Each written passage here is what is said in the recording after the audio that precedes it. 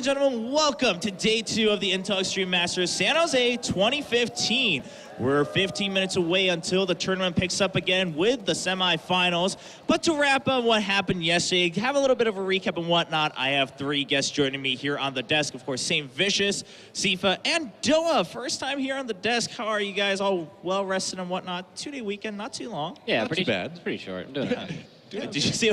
I heard a mix of what you guys said, and I heard it's pretty bad. And I was like, okay, Doa. It's awful. I'm really sorry.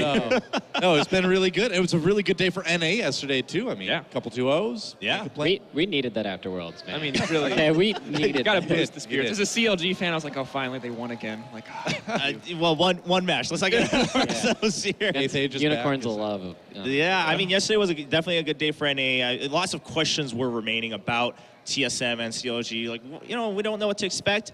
Not too much has been shown yet, but a W is a W, and they're going to be feeling pretty happy. Coming in today, let's look at a quick recap of yesterday's bracket. Just which matches happened if you weren't able to tune in. Last night, TSM did 2-0 LGD. Question still remains, is that still just LGD being World's LGD where they can't win anything? Or is it TSM actually playing a little bit better with their individual skill? And on the other side, of course, CLG beating Unicorns of Love. And, you know, similar questions arise there, but you guys did give credit that CLG seemed to at least have their head in the game when it comes to a macro-style play. Yeah, they definitely played the map a lot better than some of the other teams did. I mean, TSM said they only scrimmed, what, 4 days or something coming into this, so that obviously showed. And I'm pretty sure CLG just had more practice. I mean, I think they have worse players, but just, you know, they have more time to get their stuff together. Right. and overall, their team play was really on point. We have to give them credit for that. But the question is how much of that was playing against Unicorns of Love, who clearly looked out of practice and out of sorts? And is that going to carry through today when they're matched up against Jin Air? I mean, is at least my first question. Well, right.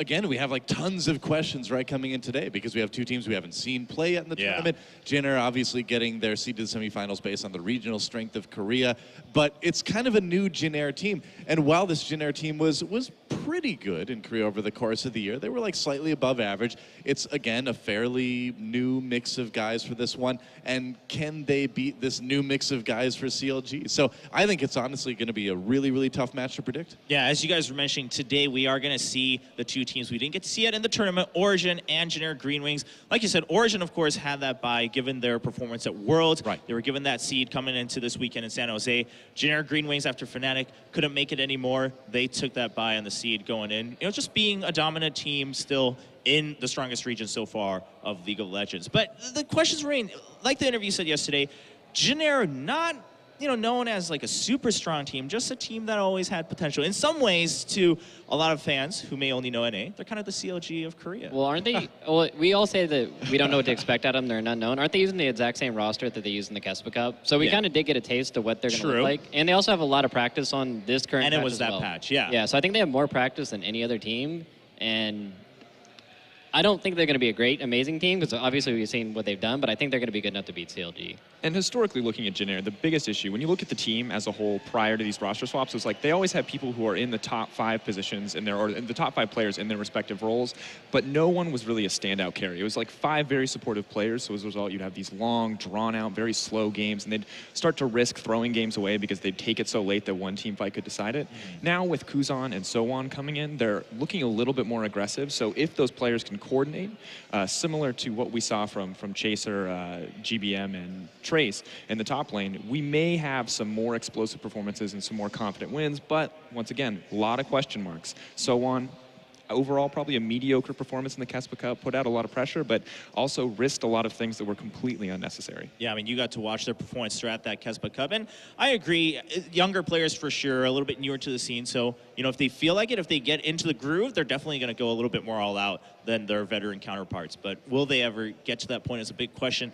Doa, I mean, you've seen the older version of Jin Air too, and their evolution in Korea so far, and I mean, aren't I correct in saying that, you know, they were just always on the radar, but they never really hit the bullseye ever? Yeah, I mean, Jin Air has had a lot of a struggle since they kind of formed in Korea. The Jin Air stealths when they back when they were two teams. The stealths were pretty good back in the day. That's true. But I think this year, 2015, despite some disappointment here and there, was really kind of the best year yet for Jin Air. And you know, now where GBM is gone, you know, we don't quite know who's going to be playing in the other positions. We'll see if that continues, but I do think the main point that was brought up, that these are the guys that perhaps have the most experience competitively on patch 5.21, I do think that is a huge deal. So if anything's going to give these guys an edge over CLG, I think it's definitely going to be that.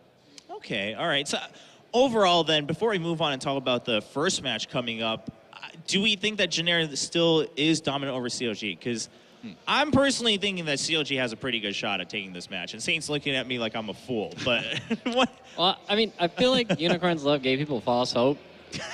I can't even begin to express how bad they played. It's like, oh my God. Okay, I think okay, fair. No, fair enough. The two things that we have to look at is that CLG obviously outclassed their opponents, and when we look at who Jin Air played in the Kespa Cup, it's really going to be really hard to tell where their mechanical skill actually stacks up, because they had good laning phase against Korean opponents, against very confident and experienced laners, and so who is actually going to win out in these lanes on an individual 1v1 mechanical level is a big question, because we just haven't seen these guys play against each other, and they've been in very different levels of competition.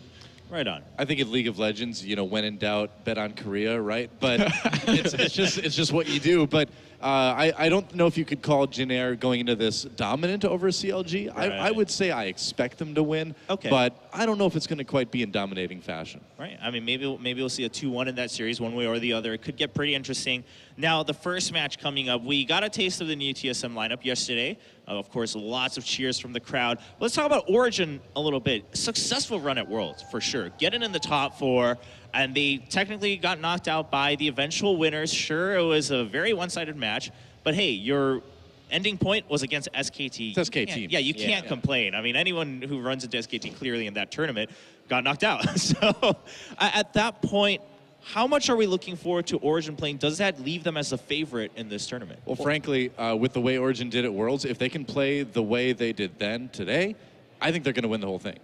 Well, my big thing with Origin is when you saw them at Worlds, they had amazing late game shot calling, and their mid game shot calling was really good. And I don't think any of those players have changed the roster. I mean, Power of Evil, I'm not sure he's like trying to fill the shot caller role. So I think from a strategy standpoint, Origin's just going to roll over TSM. I mean, TSM had a lot of hiccups yesterday, and even when they had the lead, they still were just like on the cusp of throwing it every single time. And when we look at TSM yesterday, one of their biggest issues was vision control. And additionally, a single kind of composition where the only weakness was poor vision control in the mid to late game. So when we look at a team with such confident mid to late game shot calling, it's going to be really hard for TSM to stack up, unless they have something different to show us today. Yeah, on top of all that, I mean, again, TSM's only really practiced with this roster for a very short time. Yeah. So people should kind of temper their expectations because of that as well. I think there, you know, is potentially a good team in the making for TSM, but we aren't going to see the peak of that obviously today. Yeah, I mean, you saw Doublelift saying it yesterday, and you know, everyone kind of agreed that Doublelift didn't play his best game, and everyone seemed a little rusty. They all made those mistakes. They're definitely happy about the win, but you could tell the players aren't trying to get ahead of themselves just because they got that first victory in their debut match. Talking about Power of Evil a little bit, yesterday when we touched on it during the pre-show, you said, or people said, definitely an upgrade. How much is that really going to show through? And do we all agree that it's definitely an upgrade? Well, last time Power of Evil played against Bjergsen, he just kind of stomped all over him. He played like the Syndra. I mean, it may be some because of the jungle. I mean, he got like level 2 TF ganked and all that, and kind of level 2 TF ganked. Never will I have to hear that ever again. Please. Yeah, so maybe the jungle had some influence and like everybody came down really hard on Santorin for that tournament. Right. But I think overall they're like pretty closely matched. Yeah. Yeah. Should be a fun one to watch. But let's say, you know, even if it's evenly matched at that point, then the fact that, again, Origin, they've been together as a team, they've clearly performed well as a team, probably going to give them the edge. On the side of TSM, is it just overall we've seen little mistakes here and there, or did certain people really shine? Like Hanser seemed to, you know, really fill his role in the team so far in terms of style. He did look really good, and honestly, there didn't seem to be any. It was a little bit messy overall, but there didn't seem to be any sort of huge lack of coordination. Like, I mean, people were looking for the instances of like Bjergsen and Doublelift directly clashing in a game. You know, where they're fighting over CS or decisions about where to go in lane and things like that, and that didn't really happen. It seemed like everyone was, you know, trying to work together and trying to be on the same page, and for the most part, they kind of were.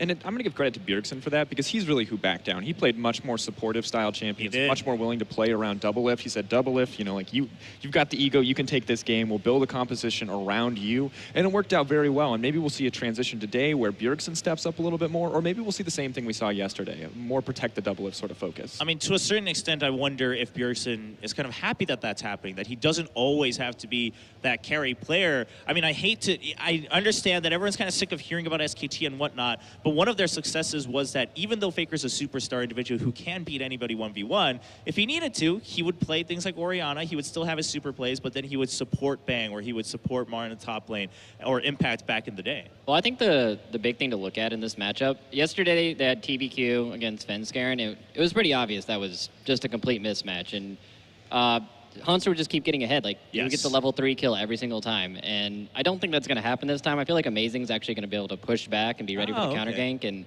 also, he's going to be able to get the deep vision in. So I think the jungle matchup's going to be what really decides this set. Additionally, when we looked at this matchup, before this tournament started, before we saw TSM playing games, I thought Hanser was going to be a huge weak point for this roster overall. I thought he was going to fall behind against, I mean, I didn't know how they were going to stack up, but if they made it to the semifinal against Origin, I thought he'd be a weak point compared to Soaz, who can be a very dominant laner. But after his performance yesterday, I'm willing to give him a bit more credit. And especially, I don't think he's going to be super dominant, but I don't think he's going to fall behind. I don't think he's going to get crushed in lane. But you think Soaz is a dominant laner? I think Soaz can be. Hold on. I think Soaz can be a maybe at the top lane or DCs or something. When I thought Hanser was like the subpar Dyrus replacement, I thought Soaz was going to take over for him. So but now I have a much higher opinion of Hanser after those games. What we're hearing in hindsight is there's no reason to listen to what you just said because you were wrong about Hanser. I was so wrong. I've been wrong, and we'll hope that I'm not going to be wrong today. I'm just kidding, man. I mean, there were a lot of questions about Hanser. And ladies and gentlemen, we are nearing the start of the tournament. So let us know what you think, and if you've missed anything from yesterday or you want to follow along more. Today we've got stats, news, and all sorts of things going on the Score Esports. You can download the app from the App Store or Google Play to catch up on every detail you don't want to miss from the Intel Extreme Masters here in San Jose. Let us know who you think is going to win in today's matches, who you want to see in the finals at hashtag IEM all across the social media sphere. And before we jump in, generally I hate doing this on the desk, but just because this is more just a kind of a interesting tournament and what we're expecting to see, who do you think we're going to end up seeing in the final? Like, what kind of matchup are we expecting here? I think it's going to be Origin Janair. And sorry, I apologize. I mean, there's room for things to happen, but I think Origin versus TSM, just based on TSM not being this team for very long, I feel like Origin has a pretty large edge going into this one. And in the other matchup, that one I think we could see a little bit more flexibility. CLG certainly could win, but I expect kind of a narrow victory for Janair just based on the region that these guys play in and their experience on 5.1. They know this patch really well. So, yeah, Origin Janair finals for me. What about you guys? Quick thoughts? Okay, completely boring. I mean, just to add, I think that when we look at these two teams, Origin has the fewest roster swaps overall. I think that's going to be a huge strength for them. They were a very dominant team on the world stage, and Jinner has the most experience out of anyone in this tournament on the patch. So, got to give them the edge in that regard. One thing I'm actually curious: who did Origin scrim? Did they scrim Unicorn's Love? I don't know. I don't think that's going to be questions for maybe we just kick them while they're down, Saint. No mercy. They're already out. Hey man, people do it to me. Yeah, that's why we stand here, man. That's why we stand here. I'm just going to say, so I've been doing this hosting thing for a little while. I know my home crowd when I see one. I think we're going to see TSM and CLG in the finals. Who wants that here in the stadium? Just pander, Chopra. Everybody's happy, just right? Shamelessly pander. Everybody's happy. Ladies and gentlemen, we are about to start day 2 here in San Jose for the Intel Extreme Masters. Don't go anywhere. When we come back, it will be the first match between Origin and TSM.